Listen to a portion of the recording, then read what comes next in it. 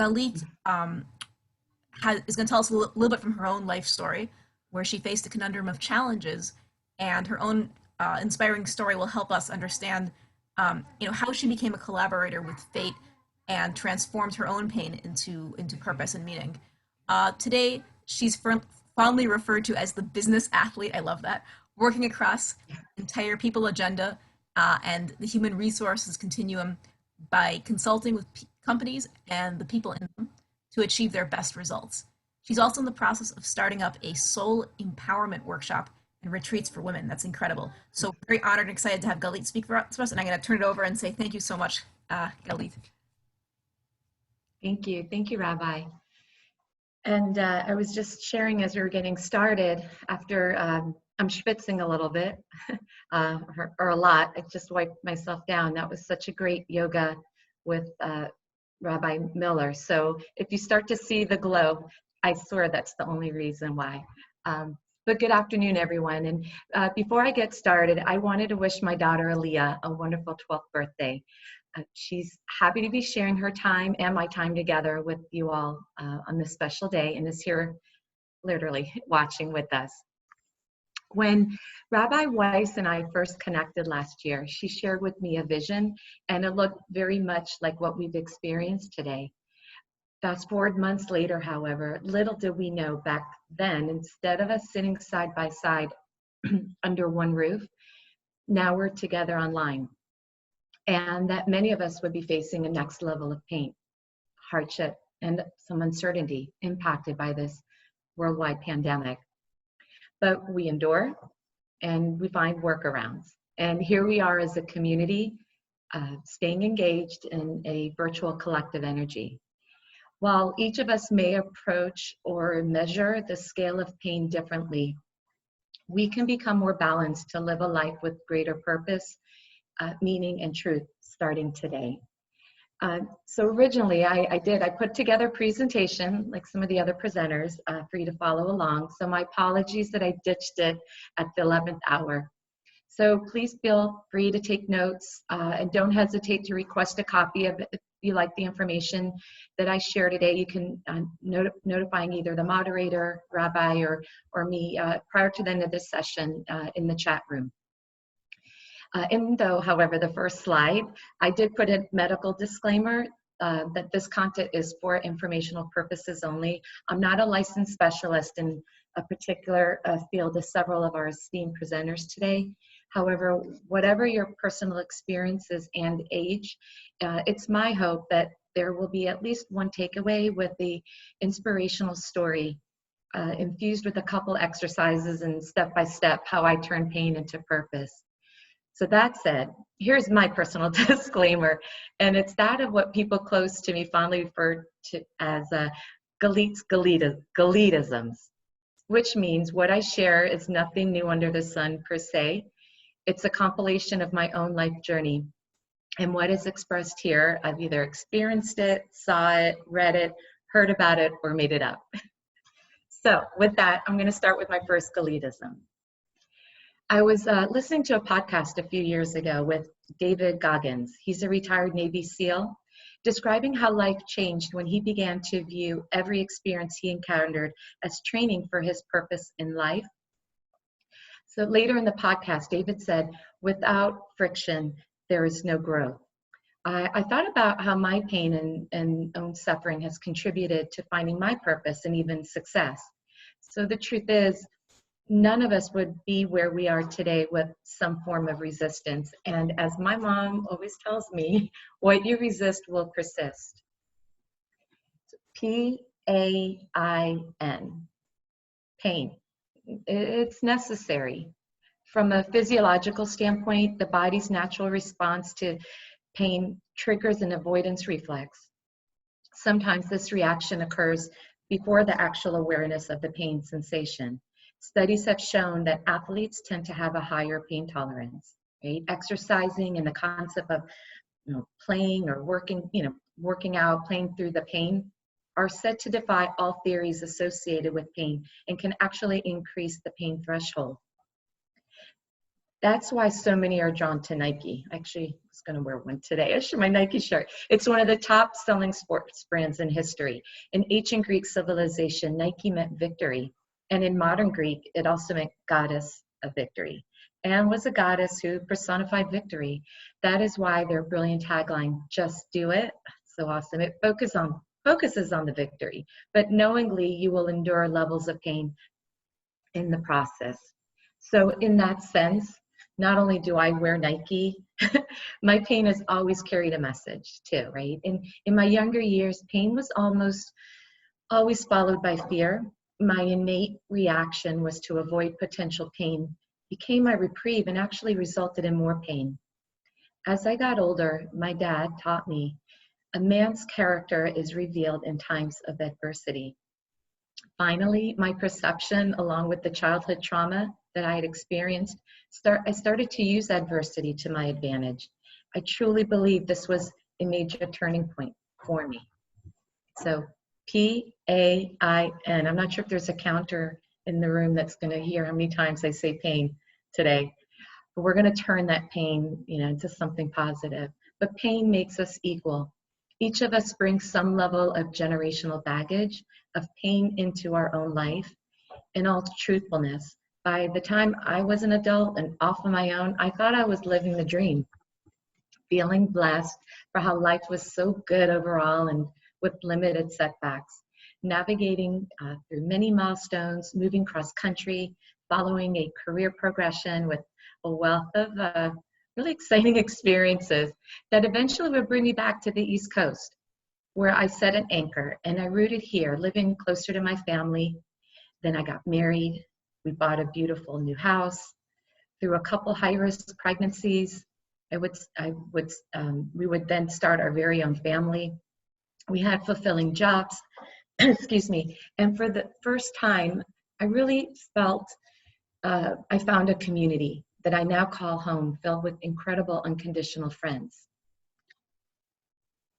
But then it started to unravel. Pain reared its head and was a cumulative effect that would span over the past decade. People that know me or even meeting me for the first time, most say that I'm pretty transparent. I can wear my emotions on my sleeve. And to that extent, I'm open-hearted when I talk about struggles that I have faced. If there was a souvenir to be had, mine would be the been there, done that, got the t-shirt. It's encompassing losing then losing a high-paying salary job, all the while becoming more succumbed to an unexplained sickness with symptoms that most doctors that I went to see misdiagnosed and attributed to the pregnancy, stress, even perimenopause for the better part of 5 or so years. Eventually hearing those words that I had advanced stage colon cancer diagnosis, and then having to go through a series of treatment. Then we were hit with financial hardship, also going through a marital crisis. Yeah, it's pretty much in that order. And then even after all that, I'm stepping away from corporate to go back and pursue more entrepreneurial passions that didn't really take off as envisioned. Seeing the investment, both with time and money, to support and sustain a startup wreaked more havoc on my life and, in a sense, reopened the wound of pain to some extent and even tipped the balance of scales. And then here comes COVID-19. But we cannot spend our life comparing ourselves to others rather than relating. Even with all that we've learned up and prepared for until now, this plague has stole a part of us, making us feel fearful and less than, ultimately isolating ourselves from having a greater purpose. Well, or has it? So here's my cup demonstration, example number 1. Now, really, are you looking at the glass half empty or half full? Because the way I see it, and excuse me, now I'm a cancer thriver, 5 years, on the way to financial stability. Marriage and the divorce taught me the capacity of love I have in me and for another. Also, a new vision that is reclaiming my entrepreneurial spirit during the society reset. It's given me opportunity to, as my older brother Avi taught me through his Empowerment Wealth program that he teaches, the growth mindset to help others to crystallize their why and their how. And take that to the next level. Also, that says that life is not about leaving a legacy, but rather to live a legacy. So whether a friend that needs an ear to listen or a shoulder to cry on, I'm there. Or a client that I'm coaching to work through a certain blind spots and harness his or her authenticity, I'm showing up. Or companies I consult for to improve employee engagement and create more cohesive teams. This passion was molded from my pain and an emergence during difficult times. PAIN. Pain can be good. Yes, you heard that. And before you all start clicking on that dislike icon here in Zoom, actually, no, they don't have a dislike. I checked before the presentation. For me, pain was a gift that invited courage in order to work through the pain and through the healing process, where I became a role model to my daughters, Aaliyah and Shira. There's a sense of value when you can demonstrate greater self-worth and self-love to your children.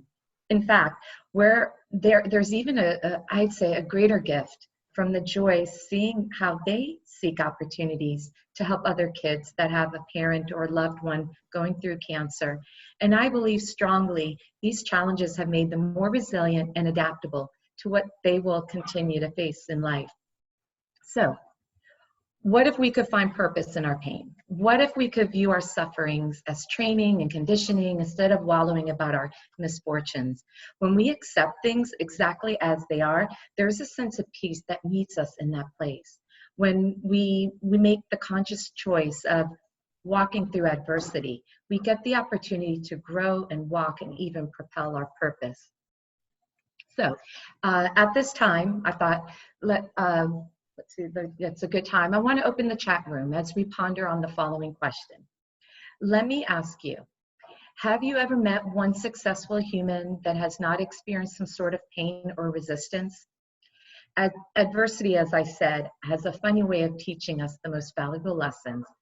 Through my own pain, I've become more compassionate, resilient, determined, empathetic, grateful, purposeful, and don't let my kids hear this, but I think I've become more patient. They probably will think differently sometimes. So here, let's take a few moments. I'm going to ask, and ask ourselves, what have you become as a result of pain? Like the examples I just gave you. If you want to participate, just click on the chat icon at the bottom of the screen, and let's see if anyone wants to chat. I'll make sure that we unmute the phone. I think I've given permission to do that, and you're welcome to share a few thoughts. I'd love to keep this interactive.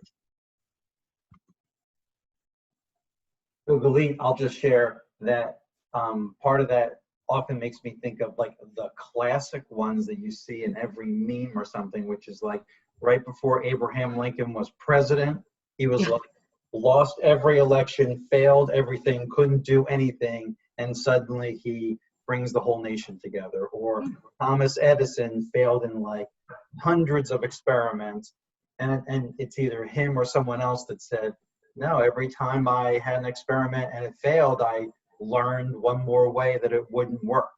And I think the other part of it, though, is I think you had said, think about someone who has succeeded without any pain or failures. And I think, part of that is sort of the Instagram version of the world, which is you don't always see the things that people have gone through. No one knows my story, really. No one probably knew your story. No one knows a lot of stories, and we see a lot of successful people in the world, but you don't always see their stories. And it's kind of like when you look on someone's Instagram feed and you see, oh my God, this person lives a perfect life, and then they're only sharing little snippets of you. So I think there's a lot behind the scenes also. It's I love how you point out about the Instagram, and I'm going to touch on that in one of the steps. So thank you. Thank you. Oh, Rabbi, you have a quote here, Michael Jordan. Like what Steve, you said, I'm missing more than 9,000 shots in my career. I've lost almost 300 games. 26 times I've been trusted to take the game-winning shot and missed. I failed over and over and over again in my life. Yeah, both on the court and off the court. Yeah, definitely. More self-forgiving, Darcy. That's great. That's great. And just wanted to check if I've unmuted in case there is anyone. I'm not sure if there's anyone calling in, so I'll just, in case someone was trying to, all right, so thank you. I really appreciate that. I really appreciate that. So my goal here was to surmise for each of you that when we share our pain with other people, even by us doing this, collective quick exercise, we get the opportunity to be of service. So I believe there's no better way to ease our suffering and find purpose than when we use our experiences to help others. We can all find common ground in suffering. What sets us apart is our ability to overcome short-term sacrifice, long-term gain. If we're trying to become the best version of ourselves, then self-evolution is required. Success is, I've been taught, is contingent upon our willingness to grow and use our pain to propel our purpose. Pain has the ability to teach. We must first be willing to listen. So here, this leads me to my next Galitism. You want to sign that thing and I'll take it back. Oh, should I mute the call again? I'm not sure if you wouldn't mind to mute the call. Thank you. Pain is a traveling professor, and it goes and knocks on everyone's door. The smartest people I know are the people who say, come in and don't leave until you have taught me what I need to know. This is a quote by Glennon Doyle Melton. So I don't know about you, but I had a tendency to overcomplicate a lot of stuff. Yeah, I still do. But I've had to learn to explore my feelings, look for the lesson, resolve to change, drowning in suffering. It's hard to find an end in sight. Whatever you do, you hold on to hope. You let hope anchor you in the possibility that change will bring you to peaceful shores. So consider some hard times you faced. What was the source of your pain and how were you able, to overcome them? And can it be used for good? So no matter what your pain, it can grow into an empathy-fueled purpose and passion to help others. Most of us have something in our past that's painful memory, some sort of a traumatic event, a heartbreak, a betrayal, years of abandonment or rejection, exclusion, abuse, an old anger that still gets us triggered. We hear how important it is to move on, forgive, let go, live in, we have a holiday to really be in that moment. We live in the present, but those words can often seem like platitudes. If you've been hurt deeply enough, therapy, meditation, self-help practices, even prayer will help for sure. Yet each as a standalone may not completely free you from the tyranny of an old wound. True freedom requires the courage to embrace what happened to you and use it to change the world. Okay, it doesn't have to change the world, not for everyone, right? But if you knew that your pain is a story that can change, help even one person, isn't it worth telling? When you can look back on the most difficult period in your life and feel gratitude instead of bitterness, because you finally understand it was all part of God's plan, that it was a catalyst toward realizing your purpose, that's when everything changes, turning pain into purpose. It melts the resentment away and it replaces it with rare joy and a renewed love of life. There's no greater comfort to someone who's suffering than another person who's been there and not only survived, but is a thriver and is willing to take the hand and guide even what could be despair. Pain can bring clarity to what is so most important in life. Yes, P-A-I-N. Pain can create an emotional fog and make it hard to think straight, right? But it can also force you to an off-ramp in life for a while that can help you take stock of your priorities. As I've been working through the pain and fog, I'm also finding some clarity on things that are important in my life. It's been a good time to stock up on my usage of time and resources. I'm being a good steward of what's being entrusted to me and my family and generations to come. So try asking yourself some of the following questions. Is it possible you've been looking at the painful memory the wrong way? What if the worst thing you've ever went through was, again, a sacred gift from God that you weren't meant to understand until much later? What if the loneliness you might have endured in school or unfulfilled marriage that maybe made you afraid to trust again, or a sickness that broke your spirit, or the loved one you tragically lost, was really a divine intervention all along, specifically intended to prepare yourself for a powerful role making difference in others? What if you were handpicked to make a difference? If there's a painful memory you can't erase, instead letting it consume you, like me, ending up overspending countless hours in my head about situation resulting in an analysis paralysis. Well, I overcame much of this. And while there's various modalities and approaches to take, today I'm going to unravel the simplicity of making the most of your pain, one step at a time. And driven by my own desire to help others with the goal to turn my own pain into purpose, in a way, enables me to make peace with my past. It's a gift in the present and embrace with hope for the future. It's the 10 steps to turning pain into purpose. Step 1 is clarifying the experience. You'll want to take some quiet time and allow yourself to think back on that painful period in your past and can't let go of. The one that prevents you from living fully now. In a notebook or a journal, jot down as many memories as you can recall from that time. Or perhaps you've already started something like this in the past, right? If you're in this process, though now it's maybe a good time, or when you're ready, go back and you can revise it. Write whatever comes to mind. Don't worry about the order, right? Later you can go back, you can arrange the events chronologically. Also, don't worry about writing in full sentences or whether or not your grammar is correct, okay? Let the contents of your heart just spill freely onto the pages without judgment or fear. Release the memories with abandon. Step 2, take a step back. As you're going through this exercise, begin thinking of your life as a story that's still unfolding, and you're the author. Don't govern or judge yourself as you chronicle the experiences. The key here is just to let go and get it out. After you've organized the memories chronologically, at this point, you can write or type up your notes so they look clear and easy for you to read. Bulleting memories of moments, that can also work. Then just put it aside for a few days. During that time, you can start thinking about your talents, strengths, and what really gives you joy. Do you like to write, speak, volunteer, perhaps teach art or host events? Knowing this will help you later on.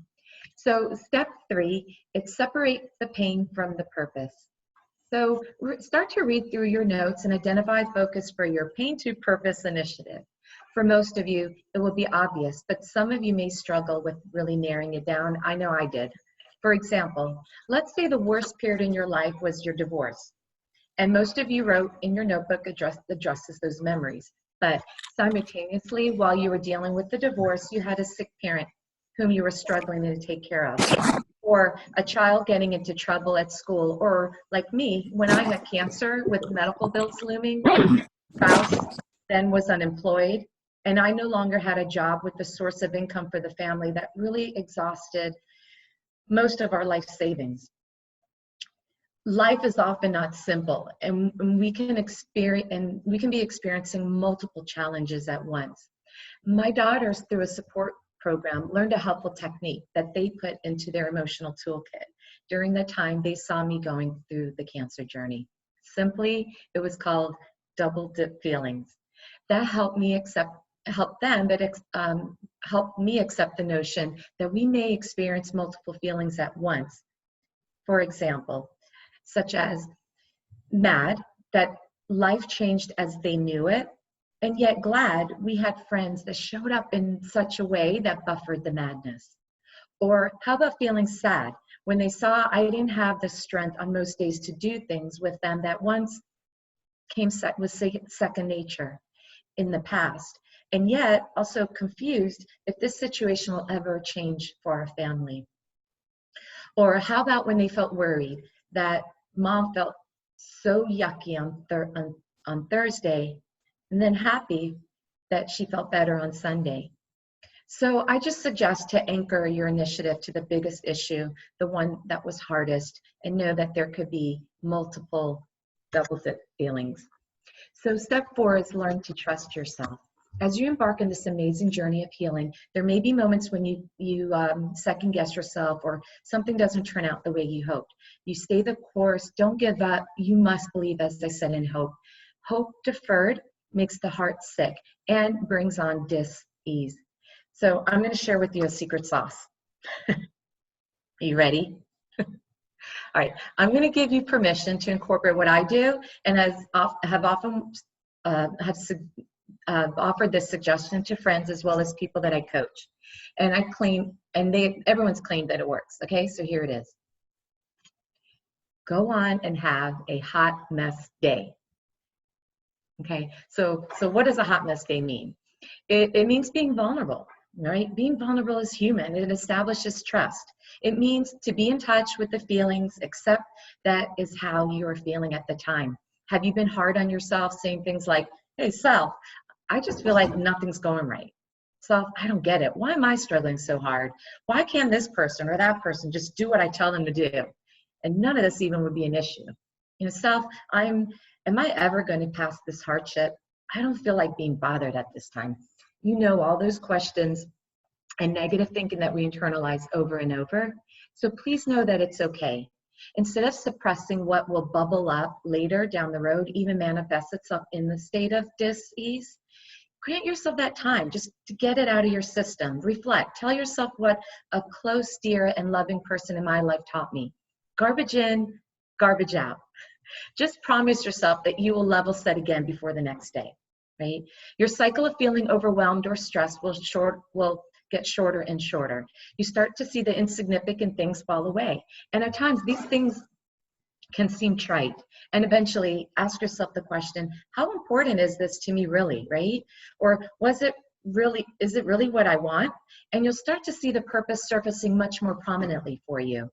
I suggest that you may also find it helpful to research others, right, who have maybe taken something so awful that happened to them and used it to change the world. The TED Talks, the blogs, the YouTube channels, they're inspiring stories of heroes who've achieved what we're setting out to do. Turn to those stories for affirmation and courage. And if something resonates, write to that person, ask for advice. I believe in that saying, it takes a village. So allow me to also be a resource for you. And similar to what Steve shared in that first breakout session about heroes and people that have really made a change even through failure, I wanted to share with you one of my all-time heroes that inspired millions by turning all her double-dip feelings into a passion that would be her calling to do purpose-driven work. And I quote, "Trust yourself. Create the kind of self you will be happy to live with all your life. Make the most of yourself by fanning the tiny inner sparks of possibility into flames of achievement." This was said by none other than Golda Meir. So step 5, it's visualize trust. So I'm thinking now is probably a good time for a quick mental pause as we've reached the midpoint of our steps. So for those who watched other presenters today, such as Ruth or Rabbi Miller, this can complement those practices. Together, I want to try following a technique that you can do as often as you need to help manifest your purpose, or even at best, get you centered. So if I can ask all of you in the comfort of where you are, whether you're on the Zoom or if you've called in, and you can stop your video or keep it going, and I'll get to watch. Just close your eyes for a moment. Just listen to my voice and let your mind turn off-ish and just get your body comfortable. Now, imagine breathing into trust and breathing out fear. Again, imagine breathing into trust and breathing out fear. Next, I want you to inhale. And as you inhale through your nose for about a count of 7 to 10 seconds, or as long as you can hold it while I'm talking you through this, you're going to pause at the top of the breath and then begin to visualize the trust as a stream of heavenly white light pouring down into you from above like a faucet, filling you with strength. Visualize that white light, it's drenching you with calm as it enters through the crown of your head, making its way into and through your body, deep into your cells, filling you with light. Then, as you begin to exhale through your mouth slowly, visualize the fear as the toxin of darkness draining from your body, being pushed out through your feet, deep into the earth. When you're finished, you can open your eyes slowly, wriggle around if you'd like. So, in the essence of time, I move through it this fast. This is a grounding technique that helps break up blocked energy in us. People that use this in daily practice say they feel less stagnant throughout their body. For example, if you tend to have issues in and around with your throat, it's often issues with communication barriers or your will. Other pressures like in your heart space, where you might struggle with love and power. Or we've all heard the saying, I should have trusted my gut, right?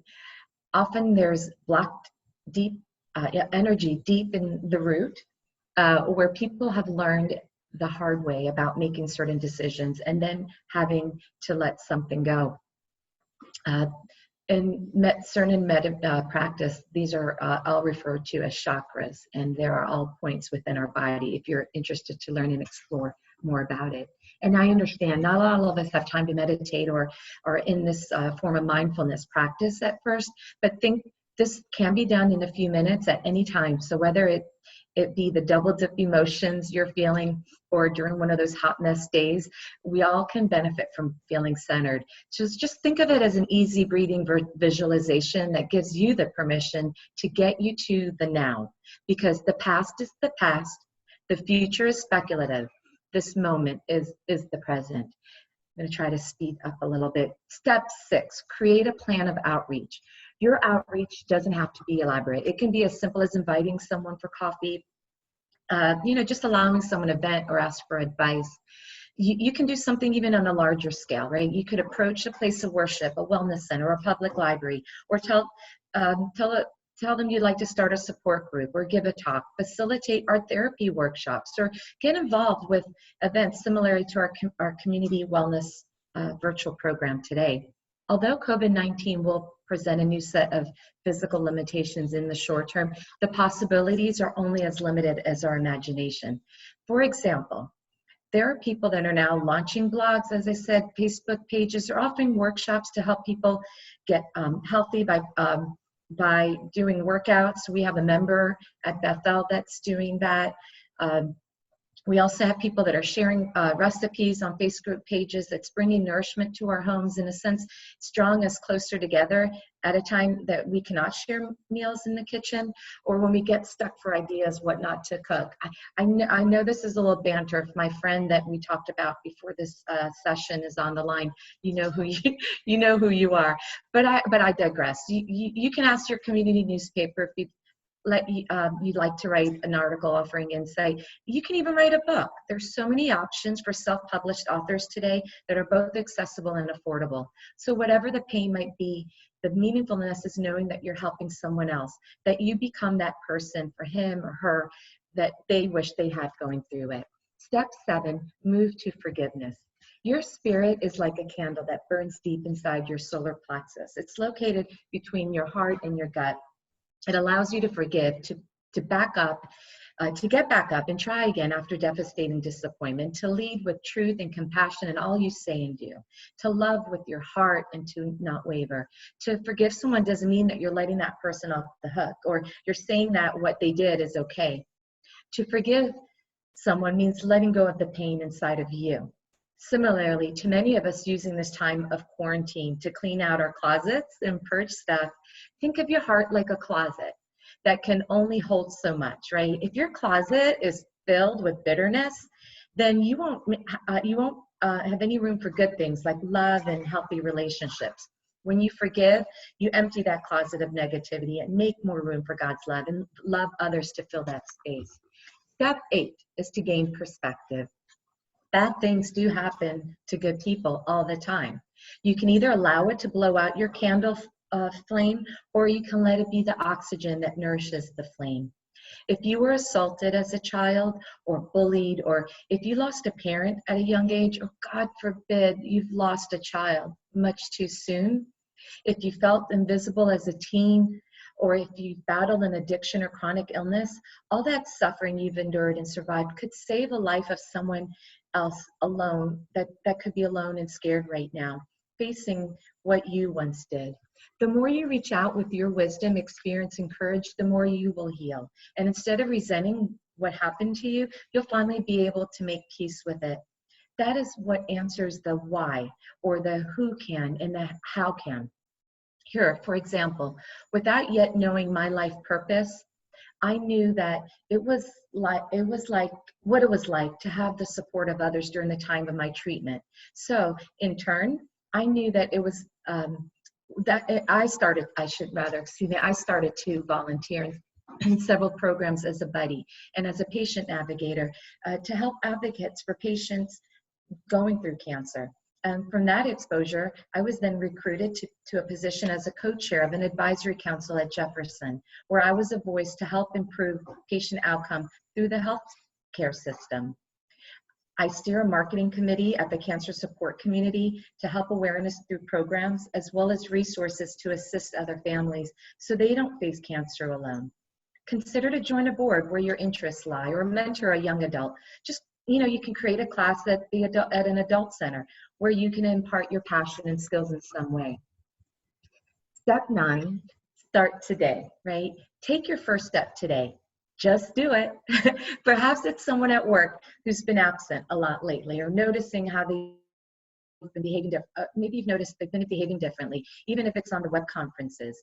Maybe one of your children's being harassed online or through school, within the school program that we have currently.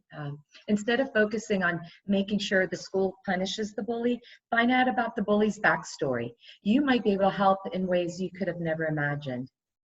That person who needs your life experience is going through something. It may be even tearing them apart, and it's happening in front of you. We just never noticed. This is true chesed, Hebrew in its positive sense, a word it's used of kindness or love between people, as well as the love or mercy of God towards humanity. You may be that answer, as I said, to a prayer, and you won't know unless you take a leap of faith. And I just say this is your moment. I don't believe in coincidences, so you being on this Zoom right now, that now is not one. Step 10, believe in yourself. So turning pain into purpose is one of the most powerful healing practices you can commit to, as I said. Not only will it change the lives of those you embrace with strength, wisdom, and compassion, it will forever change your life.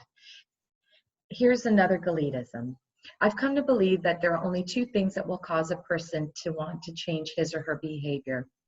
But before I share the 2 reasons, I like to share a quote from Carl Jung that substantiates my belief.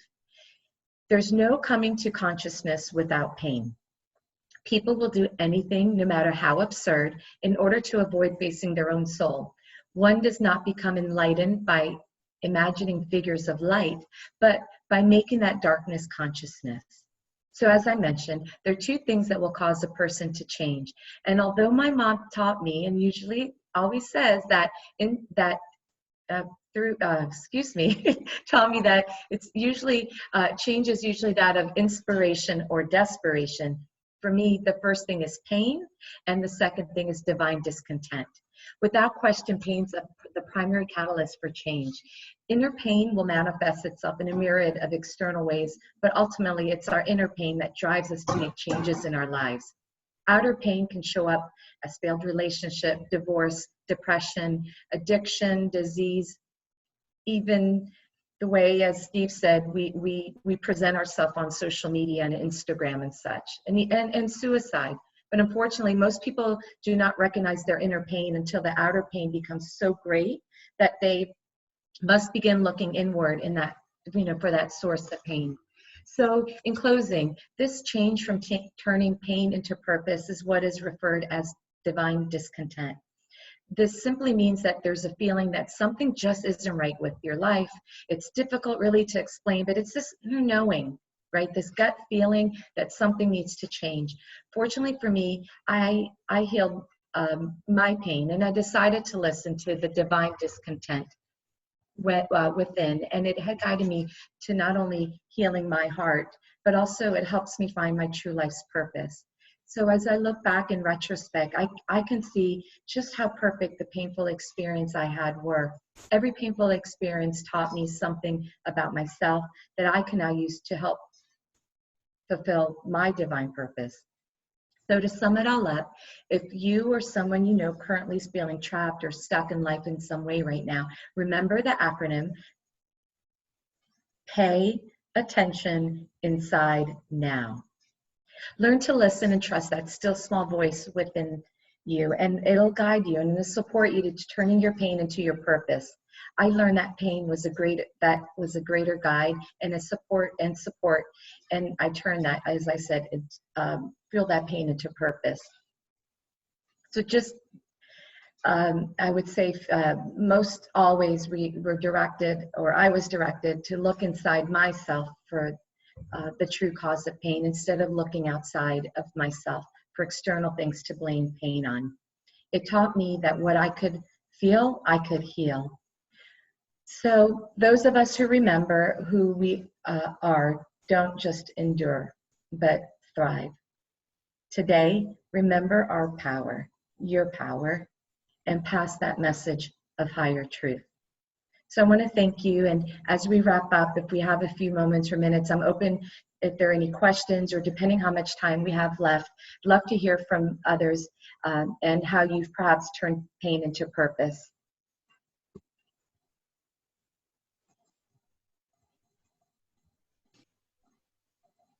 And if not, we could turn it over to our moderator, Rabbi.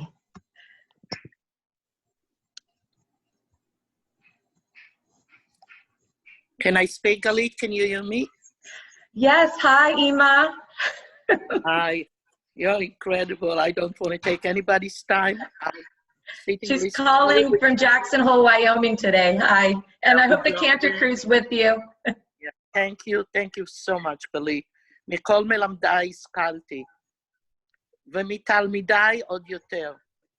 Thank you, Galit. I'll continue to listen.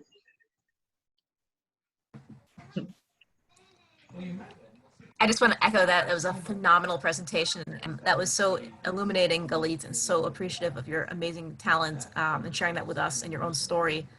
I want to create some space in case anybody, we do have some time, so if anybody wants to ask some questions, I think we could ask some questions, and I'll post information about the next session. Everyone's warmly welcome. That will start at the top of the hour with Lori Pepe from NAMI, which is National Alliance on Mental Illness. So please stick around. And again, the floor is open for questions. Thank you, Galit. That was wonderful. Thank you. Bye-bye. Thank you. Thanks. Thank you. Thank you, Galit.